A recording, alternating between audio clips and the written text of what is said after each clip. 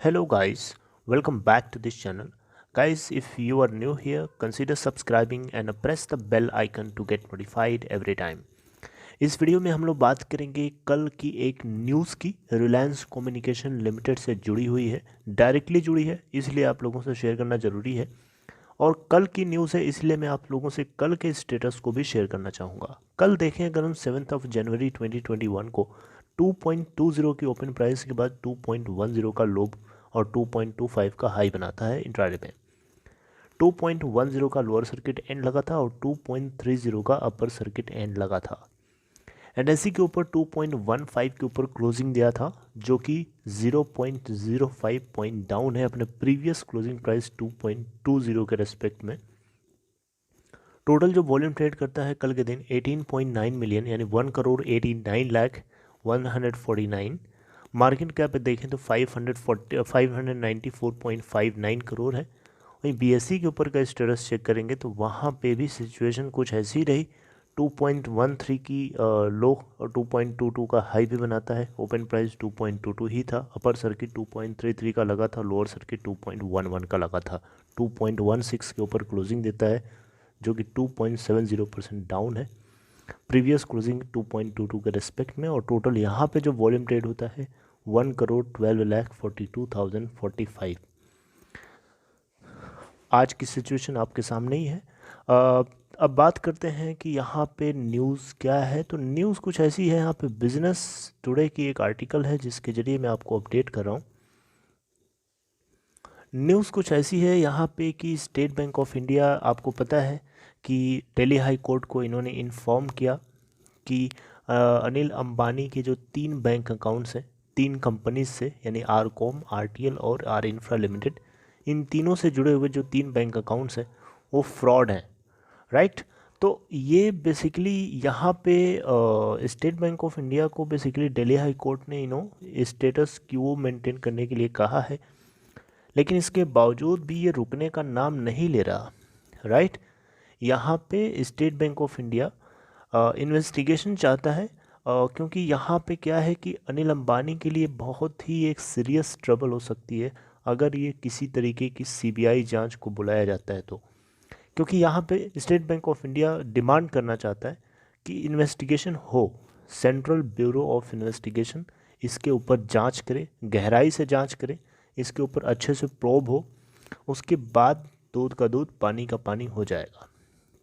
हालांकि इसके ऊपर दिल्ली हाई कोर्ट ने स्टेटस क्यू मेंटेन करने के लिए कहा है और 11 जनवरी तक इन लोगों को लाइबिलिटी पे रखा है कि अगर किसी तरीके की कुछ बात है आपको बताना है तो आप सब पिटिशन फाइल कर सकते हैं, लेकिन स्टेटस क्यू को मेंटेन करते हुए। ओके, तो यहाँ पे अगर central bureau of investigation CBI जांच होती है, उस केस में अनिल अंबानी की गर्दन के ऊपर तलवार जो है और ज़्यादा करीब होती जा रही है। ओके, तो बहुत ही खतरा है जिसको लेकर के डेफिनेटली कुछ सिचुएशन इमर्ज जरूर होने वाली है आने वाले कुछ दिनों में। तो यहाँ पे बेसिकली कोई भी बैंक अकाउंट जो होता है उसे हम फ्रॉड या कोई बैंकिंग सिस्टम उसे फ्रॉड डिक्लेयर कब करता है, जब वो एक नॉन प्रॉफिटेबल एसेट बन जाता है, यानी एनपीए बन जाता है। तो यहाँ पे स्टेट बैंक ऑफ इंडिया ने जो इन्फॉर्म किया है कोर्ट को, ऑडिट करने के बाद किया है, और इन्होंने बताया कि मिस एप्रोप्रिएशन हुई है, डाइवर्जन ऑफ फंड देखने को मिला, साइफनिंग भी हुई है फंड्स की। ये सारी चीज़ें पता चलती हैं जब डीपली इसके ऊपर इन्वेस्टिगेशन की गई। तो इसीलिए ये सीबीआई जांच की डिमांड करते हैं, राइट, ताकि अकाउंट्स को फ्रॉड डिक्लेयर करने के पीछे की असली वजह सामने सीबीआई खुद लेके आए।